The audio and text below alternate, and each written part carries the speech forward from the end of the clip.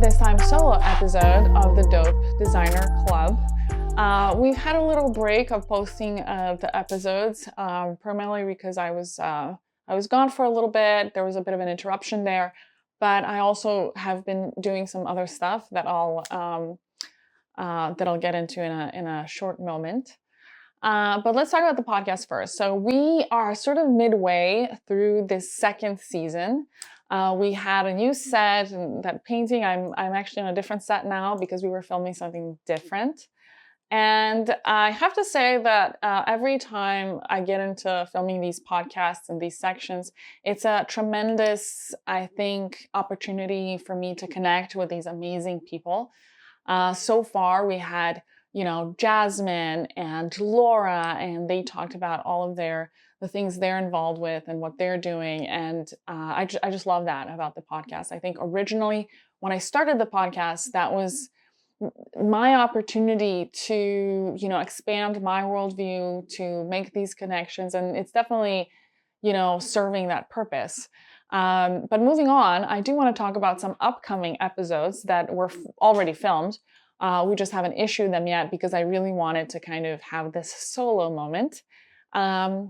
So the people that we have coming on is my dear friend Kelly, and we're going to talk about her new book, which is about intuition. And intuition is something that I've been thinking about for a year or so, maybe even longer, as part of my own personal growth. And I've been studying some, Jungian psychology and all of that. So it's very kind of near to where my sphere of interests lies. Then we also have Katerina. Katerina is somebody I met through a women's networking group where I met these other amazing women, and she's one of them for sure. And she's a designer. She's not just an interior designer, but she also designs fabrics and patterns. She's a writer. She made a wonderful short film called Metropole about her father, and I don't want to talk too much about it, but it's a brilliant film, in my view, about synchronicity, and I feel like synchronicity is such an interesting concept for me in my life, like all these different signs and symbols that we come across, and where do they point us, and how do they match maybe our inner states or where we're headed. To me, that film was about that. And again, more Jungian psychology. But I loved it. She's such an inspiring, wonderful, warm person. She came early to my birthday brunch and helped me, set up the bagels and arranged everything so beautifully. Kelly did too, by the way. So credit to both of them. So it's just been wonderful to, have these women in my life. Then we also have a wonderful episode that we filmed in a slightly different format at Bergamot Station at this wonderful gallery that's, I guess you'll see it, but it was on site and it was just wonderful to see. It's a place where art happens. It's not just a place where, art is exhibited. It's like a living gallery. So I think that's really important. And then finally, full circle moment with a remote interview. Again, not really part of my format, but it was really important to do this with Nick Lavery. Earlier this year, I kind of kicked it off by reviewing his book, and now he's a guest on my podcast. Wow. So I'm super excited about that. And Nick and I had a wonderful conversation that wasn't necessarily biographical, but I think that, we all are sort of like warriors in our own lives. And there are so many parallels that we can draw from his book and experiences and apply it to our creative endeavors. So I love kind of the lineup in this season, and that'll conclude it. So after this episode, you can kind of expect more regular postings of episodes. Another thing I'd love to talk about is my foray into the sort of this media space altogether. So, we're doing this podcast. I'm planning of developing a short documentary about a topic that's very near and dear to me, which is um, modernism in LA and how that affected, the global design movement. So that's something that we're planning for next year. But I also feel like this podcast has opened other doors for me a little bit. As some of you know, I record and have collaborated in the past with LinkedIn Learning and have filmed a few courses for them in their Carpinteria studios. But then with the podcast, I decided kind of like to produce some of my own courses. And earlier this year, I developed 6, which 5 of them are going to be licensed to LinkedIn Learning. So if you're a part of that community, you can watch them there. And we're currently developing 5 more courses. And these courses range from mostly architecture and design, but then they go into also some soft skills and just in general, like this entire space that we occupy, which is not just design, but also real estate and sustainability and entrepreneurship. The new courses are even broader than what I've been doing before. So there's a course, for example, called Design Enterprise, like how anybody, whatever your field or passion, how you can turn that into a business, how you can make a living out of that. And one other thing that I really am getting out of this podcast, and I really want to push it even more to the foreground, is that you can do whatever the hell you want in your life. You can have a podcast, you can be an architect, you can be a businessman, you can make courses. And so life is so rich and full of opportunities and diverse, and it's really yours for the picking, And I love it that a lot of my guests, they don't do just one thing. Like Katerina isn't just a designer or a filmmaker. She's all these different things. And I think it's in our, humanity to do maybe more even than one thing. You don't just have to be limited to one career or one path in your life, and that's it. We have the time. We have to have the energy and the motivation to do all these things. But I think that's such a wonderful thing. So anyways, whatever your passion, you can turn that into a business. You can lean into that, even though maybe you are at a 9-to-5 job. There is so much more opportunities for us to grow and learn and expand our horizons. So that's like one of the courses. I'm on a set. This is a little set that we're doing. I'm collaborating with other instructors also from LinkedIn. And Jim Rogers, he's going to be coming here in about 2 weeks, and we're collaborating on this new course about how architects and contractors get along and communicate and collaborate, and what are some best practices for that. And I gotta say, like, doing these courses, first of all, when I was approached to do these courses, I was a little surprised because they were like, we want you to develop, when, I first started the LinkedIn Learning path, we want you to develop some courses on architecture and the design process as a subject matter expert, right? And I was like, what, me? Is there anybody else here? But I feel like that, not just a subject matter expert, what this does is it allows me to learn. And that's actually something I've talked to Nick a lot about in our interview. And, I'm giving you a sneak peek, but at every stage in our life, we're always learning. And I think that's such a beautiful thing that I love learning. Like when I went to school, I loved learning. When I went to college, I loved learning. I think it's, like after college, you can always get more certificates and more accreditations and all these things. And it's not just about collecting diplomas and papers on your wall. It's also about expanding your horizons again.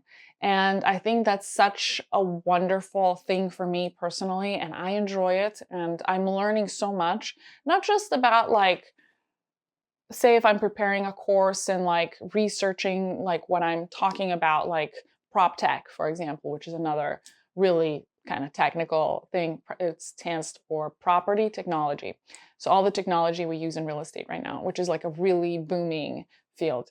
But it's not just about the research. It's also about how to deliver a course, how to present a course, how to do a storyboard for a course, how to integrate all these images and graphics and the videography and photography and what it looks like and how we're going to sequence it. All of these things, Achnaf and I, we've been learning a lot. So I feel like that's something that maybe I haven't expected when I first started doing this. And I also want to thank, Jim Hyde from LinkedIn Learning in encouraging me to lean into this a little bit more, developing this educational content and encouraging me to kind of pursue it in a more serious way. So that's meant a lot to me. And I'm really excited. So by the end of this year, or by the beginning of next year, we'll have 10 courses that we developed in our little makeshift studio, and we're licensing them to LinkedIn Learning. So that's like a huge win for me personally. And so hopefully next year, we can expand that even more by collaborating with other instructors. I found also that people that I have on my show, the Dope Designer podcast, are such wells of knowledge in all of their respective fields. Whether it's entrepreneurship, whether it's writing, whether it's etiquette, whether it's personal development, whether it's starting a nonprofit, wellness, spirituality. All of these things are just so interesting. And why not lean deeper into all of these subjects through maybe educational content? We all have something to learn. And I think that's what makes life beautiful and interesting and dynamic. And I love it. So that's a little bit about why this is kind of like my setup, and this is our set for some of these courses that we're doing. I do want to talk a little bit about, it's the end of the year. We're kind of already in the holiday mode, holiday season. Things are slowing down. But I recently wrote an article that talks about this year. I feel like this year has been very transformative. So as I reflected on that, I feel like I want to kind of talk about it here too. So in the beginning of the year, I went to Croatia. My grandmother passed away, and we went there to honor her and her legacy. And it was sort of this reunion, which was very important. It was also important because I, finally went to this country where I spent a lot of time as a little kid, and afterwards I didn't, because in the 90s we didn't really go to Croatia because there was a war there. And, later I left and just didn't have the opportunity, I guess, to go. But I still have family there. I love that. So when I was a little girl, we used to vacation there. Bogi is trying to find his place in this world. Bogi, come here. This is soft for you. Look. Why don't you go here? That's nice for you. There you go. All right, now that Bogi is situated, let me talk about this a little bit more. So yeah, when I first went there, I got this, I don't know actually if I talked about it in the other solo I did. I think I was more talking about my Eat, Love, Pray vacation with Jasmine, which was more topical then. But in looking back, I think this was a very important moment. I had to fly into this very small airport called Split, which is a beautiful place. Next to it, there's a UNESCO protected site on a small island. Again, beautiful. I had lunch there actually, and when I landed after a 17-hour flight, I got to rent a car, and then for 2 hours I was driving in these godforsaken roads there's no lights. It's just the lights from the car for miles and miles and miles, the sky, the mountains, and it really felt like I was going deep into who I am. anyways, there was a funeral, all this family. It was wonderful to reconnect with my cousins, with my aunt and uncle, with my aunt from Italy and Davide, my cousin from Italy, my dad's family, essentially. And so it was such a meaningful, I think, moment that I decided to go back in the summer to spend more time there. And then it's when I took Jasmine and we had our huge Eat, Love, Pray extravaganza. But just going to Croatia, I think, made me realize how important that is for me. And so I'm going to be pursuing Croatian citizenship. And I have an interview in February, so I have to kind of scramble and get all these documents together. But I feel like this is such a, revealing moment for me personally to kind of go back there and do that and get in touch with that part of who I am.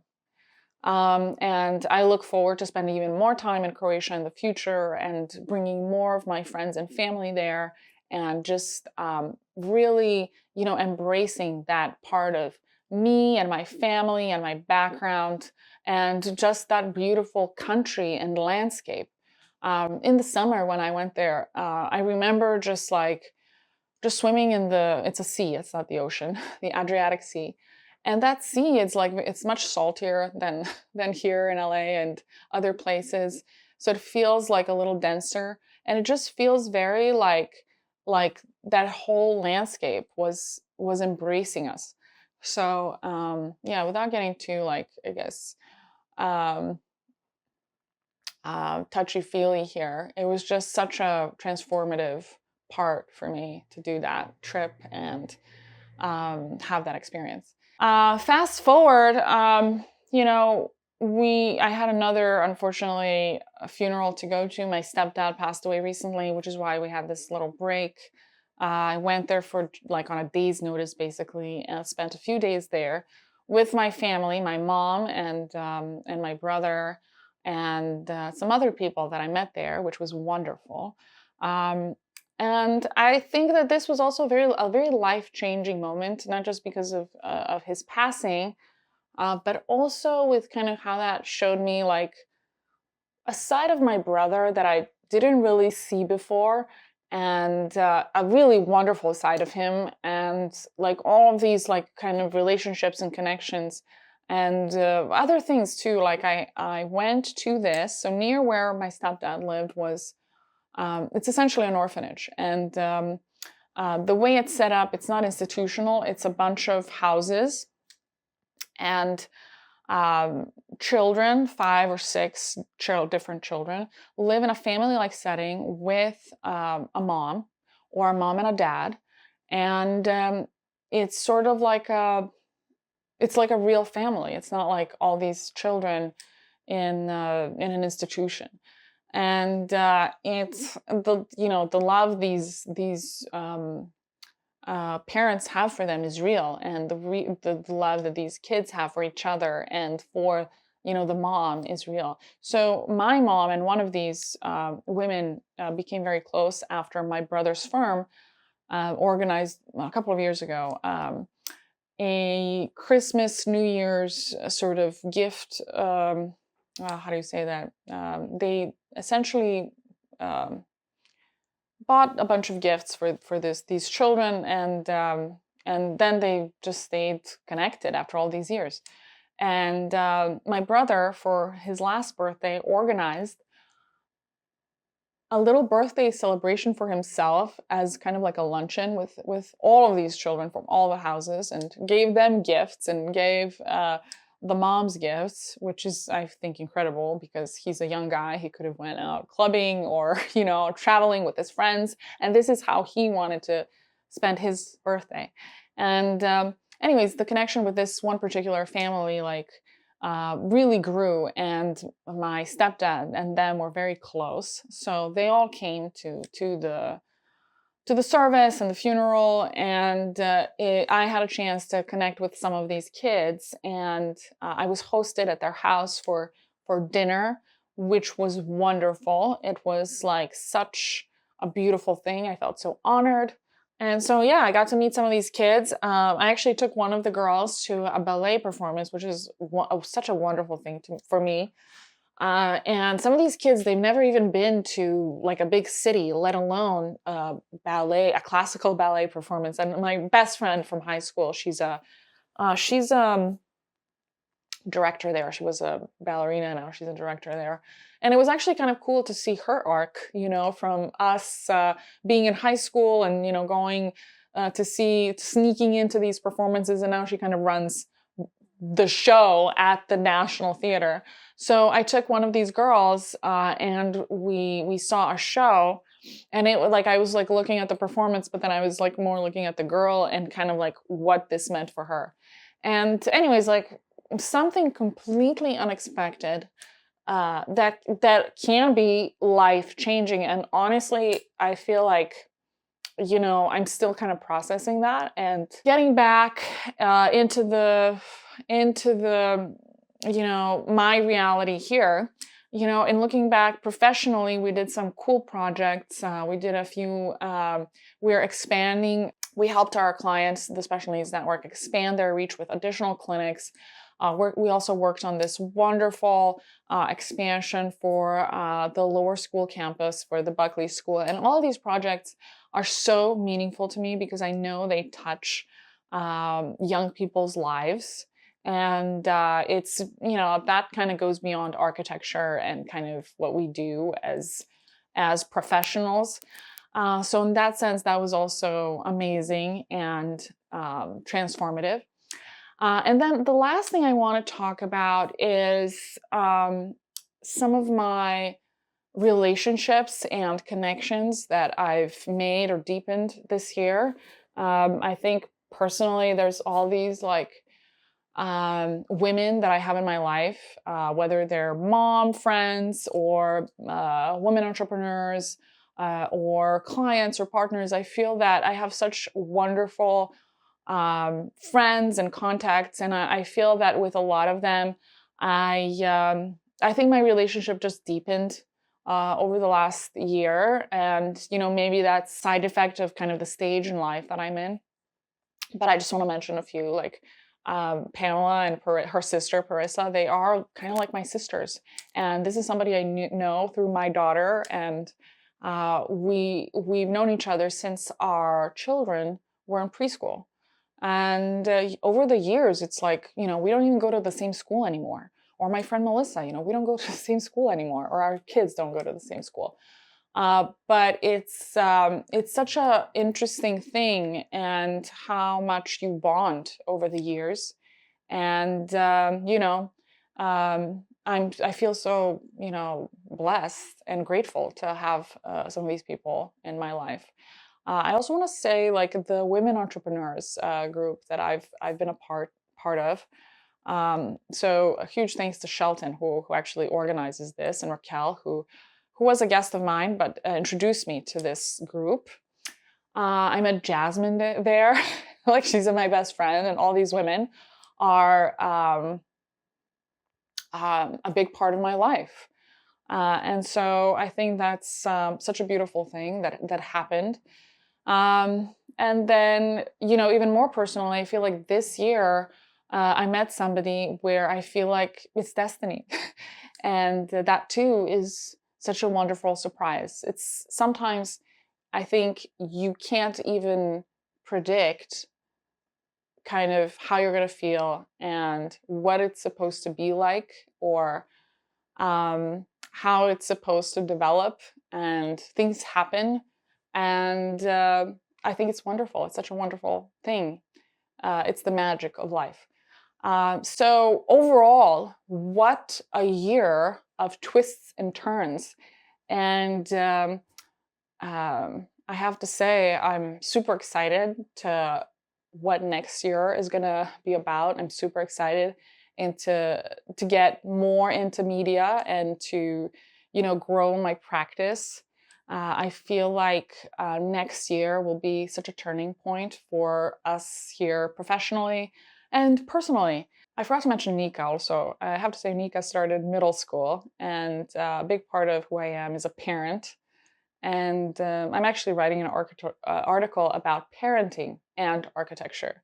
And there's so many parallels there, but that is a constant source of joy and also learning for me. I think I learn a lot from my daughter constantly, and I'm always inspired by her. So on that note, I'm super excited to start releasing more of these episodes now that we've done this solo check-in. And I'm excited about the new year. I'm excited for the holidays. I hope all of you have an amazing holiday season. And yeah, with that, let's go.